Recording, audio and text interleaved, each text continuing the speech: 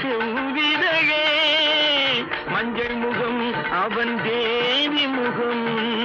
வெண்மை நிறம் அவன் திரு உள்ளம் மஞ்சள் முகம் அவன் தேவி முகம்